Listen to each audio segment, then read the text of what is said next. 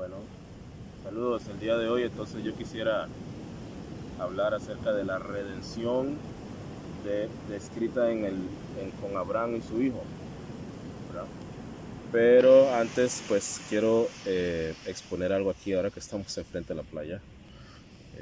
Génesis 1, capítulo 1, versículos 6 en adelante.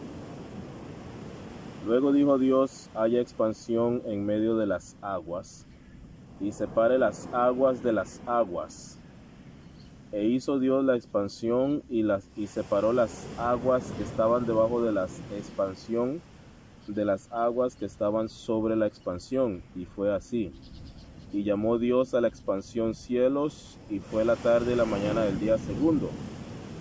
Dijo también Dios: júntense las aguas que están debajo de los cielos en un lugar, y descríbase lo seco. Y fue así.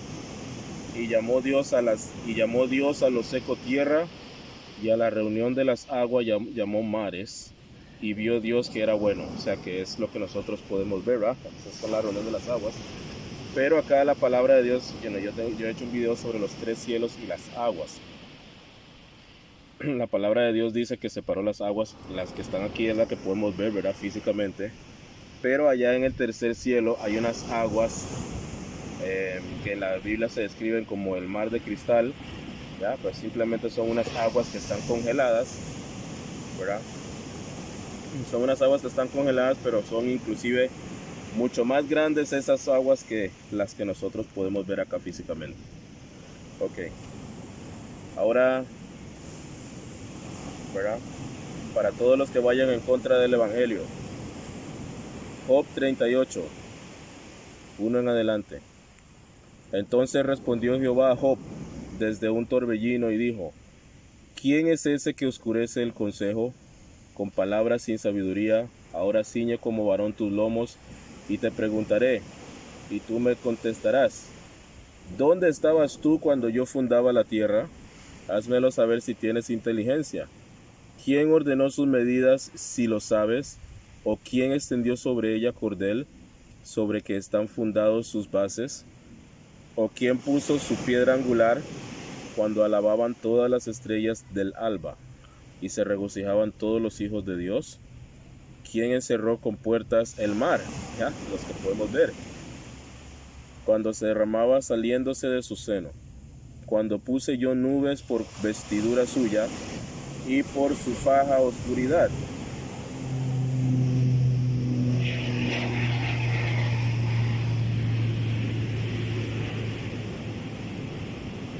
Y establecí sobre él mi decreto, le puse puertas y cerrojo, y dije: hasta aquí llegarás y no pasarás adelante, y ahí parará el orgullo de tus olas, las hermosas olas que podemos ver. Hasta ahí Dios le puso su límite. Entonces es la pregunta que le hago yo, ¿verdad?, a todos aquellos, ¿verdad?, que le dicen a Dios mentiroso. ¿Dónde estabas tú cuando el Señor estaba haciendo la obra redentora? ¿Dónde estabas tú cuando el Señor estaba poniendo sobre el Padre, te estaba poniendo sobre su Hijo el pecado de todo el mundo? ¿Dónde estabas tú cuando el Señor estaba diciéndole, el Señor Hijo le estaba diciendo al Dios Padre: consumado es? O sea que la obra fue hecha perfecta. ¿Dónde estabas tú? ¿Pero por qué? ¿Por qué dudas? ¿Por qué dudas del Señor, si esa es su palabra, que ya nos dio salvación? Romanos 2, 5. Pero por tu dureza y por tu corazón no arrepentido atesoras para ti mismo ira, para el día de la ira y de la revelación del justo juicio de Dios. El justo juicio de Dios, el cual pagará a cada uno conforme a sus obras. Pero nosotros, ¿verdad?, es solamente que lo único que nos pide para no atesorar esa ira es arrepentirse, ¿verdad?, de su condición, que es pecador, y creer en el Evangelio para no atesorar ira. Pero por tu dureza y por tu corazón no arrepentido, eres dudas de la palabra de mi Dios. Entonces, quería exponer sobre la obra de redentora de salvación descrita, ¿verdad?, en Abraham y su hijo. Génesis 22, 1 en adelante. Aconteció después de estas cosas que probó Dios a Abraham y le dijo: Abraham. Y él respondió: heme aquí. Y dijo: toma ahora tu hijo, tu único Isaac, a quien amas, y vete a tierra de Moriah, y ofrécelo allí en holocausto sobre uno de los montes que yo te diré. Y Abraham se levantó muy de mañana y enalbardó su asno, y tomó consigo 2 siervos suyos, y a Isaac su hijo, y cortó leña para el holocausto, y se levantó y fue al lugar que Dios le dijo. Al tercer día alzó Abraham sus ojos y vio el lugar de lejos.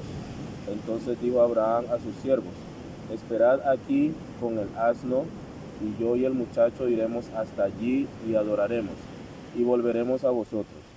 Y tomó Abraham la leña del holocausto y la puso sobre Isaac su hijo. Y él tomó en su mano el fuego y el cuchillo, y fueron ambos juntos. Entonces habló Isaac a Abraham su padre, y dijo: Padre mío. Y él respondió: heme aquí, mi hijo. Y él dijo: he aquí el fuego y la leña, mas ¿dónde está el cordero para el holocausto? Y respondió Abraham: Dios proveerá de cordero para el holocausto, hijo mío. E iban juntos. Y cuando llegaron al lugar que Dios le había dicho, edificó allí Abraham un altar, y compuso la leña, y ató a Isaac su hijo, y lo puso en el altar sobre la leña. Y extendió Abraham su mano, y tomó el cuchillo para degollar a su hijo. Entonces el ángel de Jehová le dio voces desde el cielo, y dijo: Abraham, Abraham. Y él respondió: heme aquí. Y dijo: no extiendas tu mano sobre el muchacho, ni le hagas nada, porque ya conozco que temes a Dios, por cuanto no me rehusaste tu hijo, tu único. Entonces alzó Abraham sus ojos y miró, y he aquí a sus espaldas un carnero trabado en un zarzal por sus cuernos. Y fue Abraham y tomó el carnero y lo ofreció en holocausto en lugar de su hijo. 14. Y llamó a Abraham el nombre de aquel lugar: Jehová proveerá. Por tanto se dice hoy: en el monte de Jehová será provisto. Ahora, ¿por qué un zarzal? Bueno, ya vemos de que era un cordero, lo que se daba en un sacrificio. Primero, obviamente, el padre descrito como en Abraham, ¿ya? Y el hijo que iba a ser sacrificado, siendo Abraham, el Padre Dios, descrito en Abraham, y el hijo, el Señor Jesús, siendo descrito en Isaac, que iba a ser entregado por nosotros, ¿verdad?, en sacrificio. Pero el asunto es: ¿por qué un carnero? ¿Por qué se proveyó un carnero? ¿Y por qué estaba trabado en un zarzal? Un zarzal es como espinos, y eso simplemente estaba descrito, se puede decir que trabado en los cuernos, porque era la maldición del pecado, de la maldición de la consecuencia del pecado que iba a caer sobre el Hijo de Dios. En este caso, si vemos acá en Génesis capítulo 3, versículo 18, la maldición que dio Dios al hombre pecar. 3:18. Espinos y cardos te producirá, y comerás plantas del campo. Entonces aquí, antes en el huerto no habían espinos y cardos, ¿ya? Pero por el pecado, pues fue la consecuencia, la maldición. Ahora está descrita por el espino, por la maldición del pecado. ¿Y por qué un carnero? Porque el carnero es el padre de una oveja, ¿ya? O de un corderito, representado como el padre en ese momento, y que iba a proveer al cordero que quita el pecado del mundo en su hijo, ¿ya? Entonces por eso es. Entonces el zarzal, representado en los espinos como la maldición del pecado. Y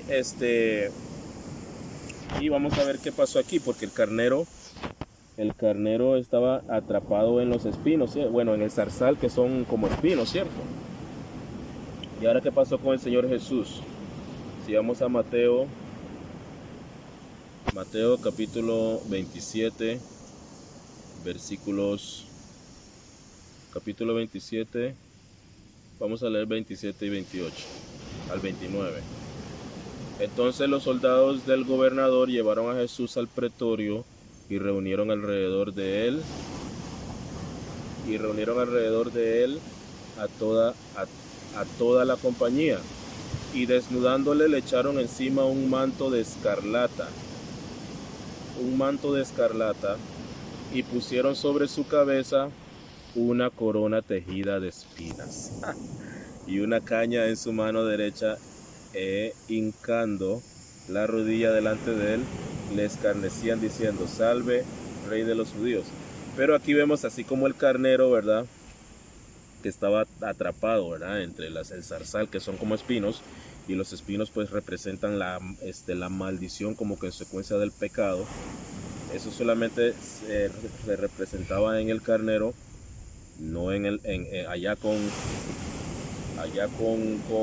Abraham, porque se estaba poniendo la maldición, se iba a poner la maldición en ese caso pues del pecado encima. Pero no era un cordero, era un carnero, que es el carnero es el padre, o es el macho, del cordero. En este caso aquí entonces el Señor Jesús es entonces el Cordero de Dios, que fue proveído por nosotros y que quita el pecado del mundo, ¿ya? Por eso es que en ese lugar, cuando estaba Abraham, se llamó Dios proveerá, pero ya Dios proveyó. Ya Él proveyó hace 2000 años. Y entonces acá Él se puso la maldición del pecado de todo el mundo. Y aquí está representado así tal cual, con los espinos. Versículo 29. Y pusieron sobre su cabeza una corona tejida de espinas. Todo lo que está escrito en la palabra no es casualidad. Todo está escrito y todo tiene su representación y su figura. En este caso está muy claro de que el Padre, ya, Abraham, es como representación o figura del Dios Padre. Isaac es representación o figura del Dios Hijo, el Señor Jesucristo. El zarzal es representación y figura de los espinos que fue la maldición que dio Dios por causa del pecado. El carnero en representación de Dios Padre, ya, por ser el macho padre de un cordero. El cordero en representación y el lugar se llamó Dios proveerá, porque en ese tiempo Dios tenía que proveer el cordero, ¿cierto? Y en el Nuevo Testamento vemos de que he aquí el Cordero de Dios que quita el pecado del mundo, cuando vino Jesús, ¿ok? Y sobre él se le puso la maldición del pecado de todo el mundo, representado en el versículo 29 como los espinos, la corona de tejida de espinas, tal cual como sucedió con el carnero, ¿ok? Entonces, esa es la redención descrita en Abraham, la obra redentora de nuestro Señor, y ¿verdad?, descrita en las figuras de Abraham e Isaac, pero que ya básicamente ese lugar tendría que llamarse Dios proveyó, porque ya Dios proveyó, ¿verdad? Y al Señor Jesús se le puso, y por eso se llama el Cordero de Dios que quita el pecado del mundo, porque sobre él se le puso toda la maldición del pecado para darnos a nosotros perdón. Y yo vuelvo y le hago la pregunta: ¿dónde estabas tú para llamar a mi Dios mentiroso? ¿Dónde estabas tú cuando el Señor estaba diciendo consumado es? ¿Dónde estabas tú cuando el Señor nos estaba dando salvación? Ahora todo lo que te pide es que reconozcas tu condición de pecador. Todo lo que te pide es que reconozcas tu condición de pecador, pero por tu dureza, y tu corazón no arrepentido, acarreas para ti ira. Y todo lo que te pide es que creas en el Evangelio con fe, de que ya Él pagó todos tus pecados, todos. No se le quedó ninguno ni se le escapó. Todos los pagó y las clavó toda en la cruz. Ahora solamente depende de cada ser humano en creer en el Evangelio. 1 Corintios 15, 3 y 4. Porque asimismo les doy lo que yo recibí, que Cristo murió por nuestros pecados, conforme a las Escrituras. Fue sepultado y resucitó al tercer día conforme a las Escrituras. Pero nunca, nunca jamás uno puede dejar por fuera el elemento que nos lava de todo pecado. La sangre que derramó el Señor, derramó hasta la última gota, para que por medio de su sacrificio recibiésemos el perdón y vida eterna. Apocalipsis 1, 5. Y de Jesucristo el testigo fiel, el primogénito de los muertos, y el soberano de todo, y el soberano de los reyes de la tierra, el que nos amó y nos lavó de nuestros pecados con su sangre. Espero que esto haya sido de bendición. Que Dios te bendiga.